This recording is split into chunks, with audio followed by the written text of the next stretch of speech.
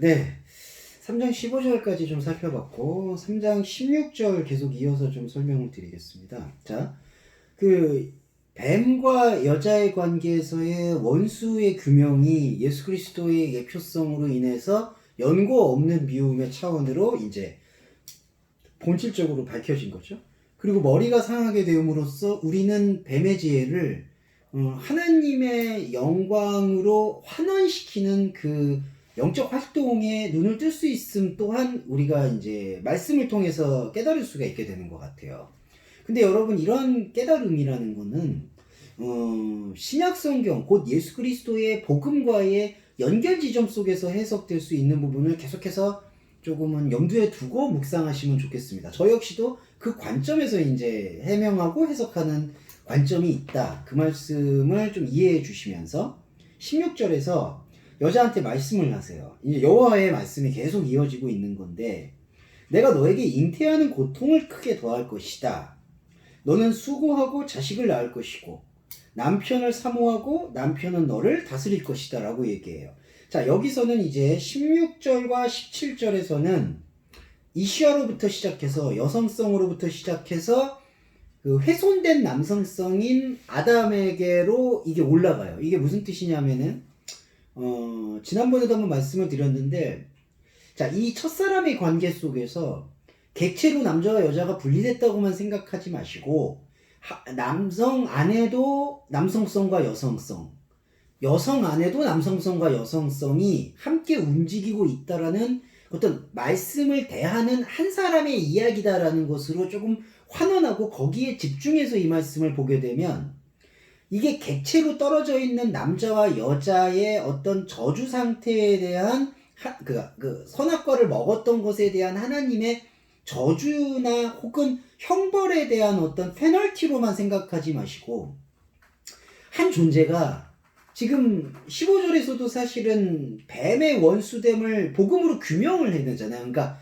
뱀의 원수됨이 복음이란 얘기라기보단 뱀이 어째서 나의 그 지혜가, 나하스가 왜 원수가 되어야 되는 거에 대해서 지금 여호와 하나님이 죽을 수밖에 없는 우리에게 복음으로 일깨워 주시는 과정이 15절 이후라는 말씀을 드렸잖아요.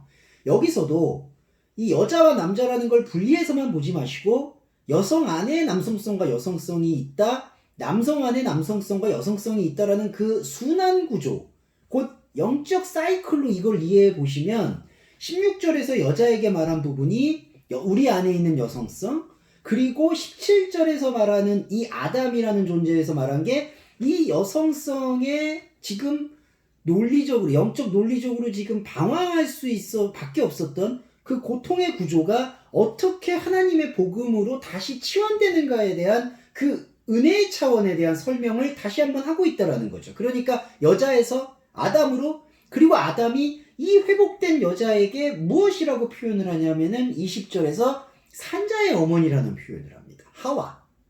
자, 그러니까 이시아에서 여성에서 그리고 아담으로 넘어가죠. 17절에서.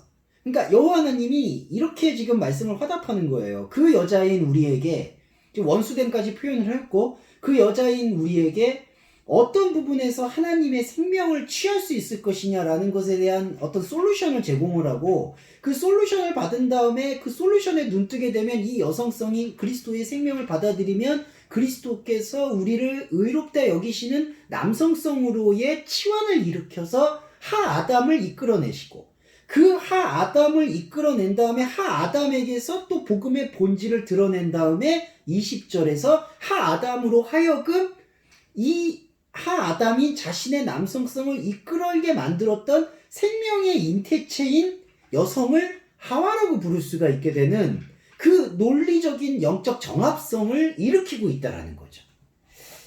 야, 이 말이 되게 어렵다. 제가 생각해도 좀 어려운 부분으로 치환할 수 있는데, 저는 이렇게 생각해요. 이게 어렵다 맞다라는 그런 개념으로 이해하기보다는 우리 안에서 한 존재가 생명으로 되어가는 과정을 지금 스케치하고 있다. 그렇게만 좀 그런 스토리텔링이다라는 지점으로 이해하시고, 좀 마음의 폭을 넓게 여셔서 복음에는 이러한 또한 측면이 있구나라는 그런 마음 혹은 태도로 이 스토리텔링을 좀 이해하셨으면 좋겠어요. 자, 처음에 여자에게 이르죠. 자, 여자 이렇게 이제 스토리텔링 가겠습니다. 여기서도 하이샤예요. 그러니까 그 여자라고 해요. 그러니까 지금 한 존재에게 하나님께서는 계속 지금 그 영적인 집요함으로 이제 파고드는 거예요. 자, 15절에서 그 원수라는 얘기를 통해서 지혜를 지금 인간의 지혜를 하나님의 지혜로 어떻게 바꿀 수 있을 것인가라는 거에 대한 그 플랜을 여기다가 예표적으로 집어넣고 16절에서 다시 이렇게 표현을 하는 거예요. 이 여자, 우리에게, 여러분 자신에게 잉태하는 고통을 크게 더한다. 근데 여기서 고통이라는 것과 잉태, 자, 잉태라는 것은 이제 하론인데, 헤론인데, 헤론은 임신하다 생명을 낳다 이 뜻이에요. 뭐 다른 뜻이 있지 않습니다. 그런데 생명을 낳는다라는 뜻 안에는 말씀으로 내 자신을 발견한다는 뜻이 함께 함축되어 있다는 것을 우리가 히브리어를 묵상할 때 항상 잊지 않으셨으면 좋겠어요. 그러니까 여기서 잉태한다라는 그 의미는 단지 여성이 아이를 낳는다라는 그 어떤 물리적인 개념만 묶이는 게 아니라 그 물리적인 개념을 포괄하면서 물리적인 개념을 물리적인 개념을 비유로 들면서, 비유라는 단어가 적절할지 모르겠지만 비유로 들면서 우리 인간이 생명을 이해하고 알아가는, 그때 그 생명은 근데 말씀이잖아요.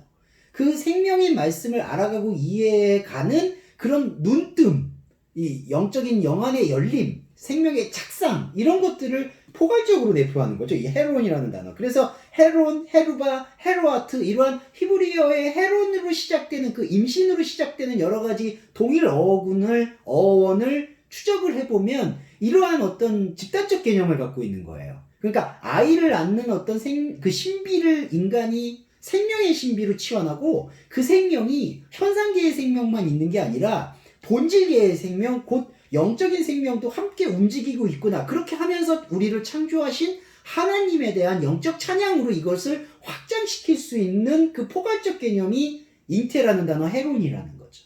히브리어 헤론. 그래서 이 헤론이 여자에게서는 저주를 받았기 때문에, 뱀의 유혹을 받아서 저주를 받았기 때문에 나타나게 되는 저주의 결과물을 지금 표현하는 게 아니라, 이 여성의 임신이라는 것은 이때는 물리적 젠더를 뛰어넘어서 저와 여러분도, 저 역시도 이 헤론이 일어나야 되는 거죠. 영적 착상이.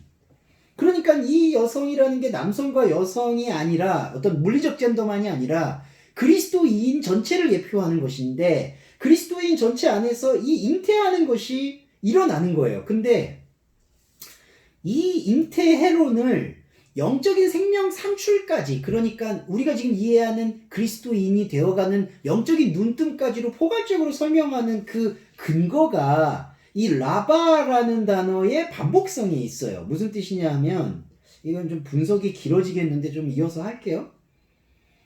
잉태하는 고통을 크게 더한다라고 지금 번역이 되어 있잖아요. 근데 이 7235라는 스트롱 코드라는 라바를 2번 강조한 거예요. 그러니까 엘 이샤 아마르, 그 다음에 라바, 이게 기본어로 계속 연결되는데, 그러니까 크게 더한다라는 게 이중강조법처럼 느낄 수가 있으신데, 이거는 차원의 다름에 대한 지향성을 설명하는 거죠. 그러니까 제가 아콜 같은 것도 이중강조법이라고 말씀을 드렸듯이, 여기서도 이 라바라는 단어가 크다, 번성하다, 산출하다, 충만하다라는 뜻인데, 크게 더한다라는 거는 고통을 크게 더한다라는 얘기일까요?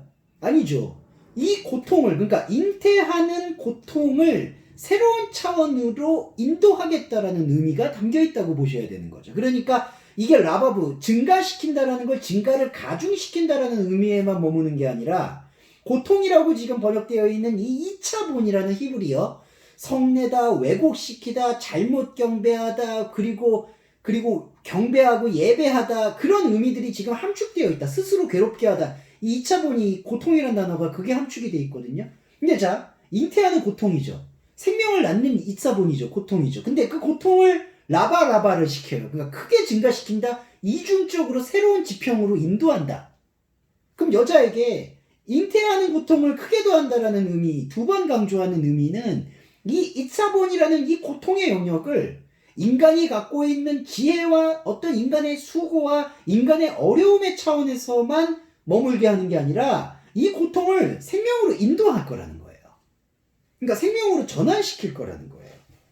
자, 그게 여기에 묻어 있는 거죠. 자, 그러면서 너가 얄라 벤 자녀를 낳을 거다라고 표현을 하는 거죠. 자, 자녀를 낳는 이 생명이 뭘까요? 바로 잉태하는 잉태하는 고통이 우리 안에서 영적인 전환을 일으키고, 그렇게 영적인 전환을 일으키게 되는 과정 속에서 우리 안에서는 생명을 깨달은, 생명을 알게 된, 생명을 발견한 이 자녀들이 우리 안에서 생명이 산출이 되어지는 겁니다. 자, 이게 15절에서 여자의 자라를 얘기하잖아요. 여자의 후손.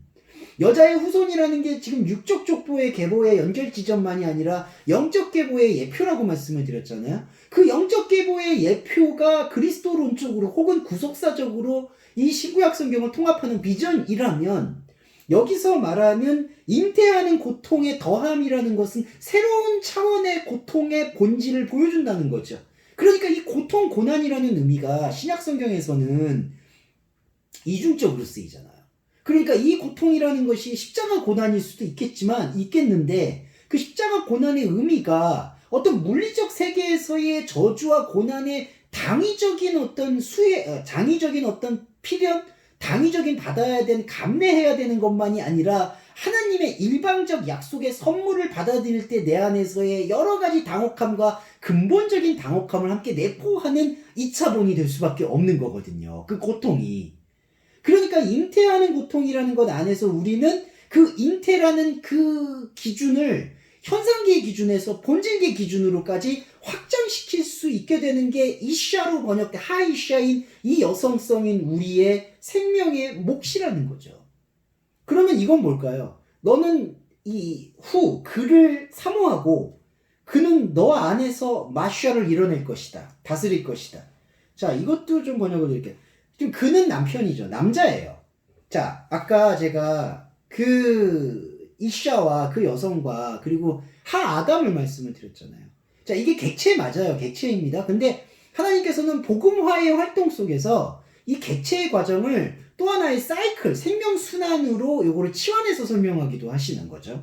자, 이게 이제 히브리어가 히브리 언어의 탓을 다 돌릴 건 아닌데, 히브리어와 히브리 문법과 히브리 문장의 그 뉘앙스와 스탠스가 갖고 있는 흐름의 그 리듬이라고 저는 생각이 들어요. 그 리듬과 그 조합과, 그리고 결정적으로 신약 성경에서 그랜드 알레고리로서 신랑과 신부되는 영적인 생명화합, 연합, 이것까지 합쳐서 봤을 때 그 여자는 우리 안에 있는 여성성이고, 그 우리 안에 있는 여성성이 바로 우리의 생명의 잉태를 새로운 차원으로 인식함으로 인해서 남성성인 하나님다움과 남자다움을 끌어온다는 거죠. 그러니까 하나님과 연합할 수 있는 그 디카이노신의 의의 차원을 맛볼 수 있는 차원으로 이것을 끌어오게 되는 것인데, 이렇게 끌어오게 되는 상태 속에서 남편이 등장하는 거예요. 그 남자가. 지금 남편을 사모한다라는 게, 이게 이제 테슈카인데, 히브리어 테슈카라는 게 열망하다, 갈망하다, 따라간다는 거예요. 자, 남편을 따라가죠. 여성이. 자, 열망하죠. 뒤쫓죠. 그거는 뭔가요? 생명의 대상을 가지고 그 생명의 대상에게 지대한 관심을 표명하는 행위거든요. 생명의 대상에게 지대한 관심을 표명하는 행위. 그러면 반대로 생명의 그 관심을 표명받았던 그 수용체인 남자는 어떻게 되냐면요, 한글 번역에서는 이렇게 되어 있죠. 16절에 남편은 너를 다스린다. 이 너를이라고 해서 단순 목적격을 만들었는데, 이 메카인데, 이 바크, 죄송합니다. 바크는 너의 아니라는 의미가 있죠. 이게 지금 매전치사가 사용되고 있으니까. 그러니까 매전치사일 수도 있고, 아니면은 이게 오버라는 개념도 있지만, 저는 빼전치사, 인의 활용법이라는 생각이 좀 더 강하게 들어요. 그러니까, 자, 이 이샤인 우리 안에 있는 여성성이 그 생명 말씀의 잉태와 생명에 대한 반응을 일으키게 될 때 우리 안에 남자를 다시 소환하게 된다는 거죠. 그러니까 반대로 여자가 뱀과, 그러니까 하나님처럼 되고자 하는 인간지의 나하스와 대화를 다이얼로그를 했을 때 나타나는 현상은, 그 여성이 그때 또 남성을 끌어들였듯이 자기 안에 있는 남성성을 다른 남성성, 하나님과는 만날 수 없는 남성성으로 사실은 퇴락시킨 거죠. 그거와 마찬가지로 거꾸로 해서 역순으로 이때 여성이 뱀과 원수됨을 깨닫고, 그래서 뱀의 지혜가 하나님 지혜의 차원이 아니었음을 고백하게 될 때 전환점이 나타나는 게 잉태하는 고통의 전환이 일어나는 거죠. 그러니까 물리적 고통에서 영적 고통으로. 그래서 이 고난이라는 것도 신약 성경에서 혈과 육에 관한 것이 아니라고 말씀드리고 어둠의 영, 악의 영, 그건 영적 차원이라는 것으로 이걸 바꾸잖아요. 그래서 고통의 차원을 바꾸게 되면 그때 아까 뱀의 유혹을 받아서 남자를 소환했을 때와 마찬가지로 이때 여성성이 또 남자를 소환하는 거예요. 그런데 이때 소환이 될 때 어떻게 소환이 됐냐 하면은 이 남성성이 어디서 다스리냐, 마샬, 어디서 통치하냐, 마샬이라는 게 통치라는 단어인데 어디서 통치하냐? 아까 제가 배전치사 말씀드렸듯이 여자 안에서 통치한다는 거예요. 안에서. 그러니까 밖에서 여자가 남성을 추종하고 남자는 추종하는 여성을 이렇게 노예처럼 종처럼 남자는 하늘이고 여자는 땅이라는 어떤 그런 유비처럼 다스리고 이런 질서를 얘기하는 게 아니라 2장에서 여호와 하나님이 말씀을 하셨잖아요. 남자가 부모를 떠나 그 24절 2장 24절에 남자가 부모를 떠나 아내 안으로 들어가서 한 몸이 된다. 아내 안으로 들어가는 그 여성성 안으로 들어가는 생명이라는 거죠. 자, 여성성 안으로 들어가는 이 인카이네이션의 과정이 예수 그리스도의 성육신의 그 비전과 놀랍도록 닮아 있는 거예요. 그러니까 하나님의 약속과 생명은 우리 안으로 들어오는 거예요. 그 표현이 이 16절에 너는 남편을 갈망하고 너는 남자를 갈망하고 남자는 너의 갈망을 예전처럼 그냥 상대적이거나 외부적으로 취급하는 것이 아니라 다시 2장 24절로 돌아와서 너의 남성성, 너가 뱀의 지혜를 원수로 깨닫고 인식하게 된 그 잉태의 새로운 차원에 대한 갈망을 외부적으로 해소하지 않고 이제는 내부적으로 통치하겠다. 그래서 남자가 안으로 들어온다라는 얘기죠. 이게 16절의 또한 가르침입니다. 자, 페를 써서 이게 지금 한 문장씩 다 끊기니까 제가 잘라서 계속 말씀을 드리게 되는 것 같아요. 17절 연속해서 좀 말씀을 드릴까 합니다.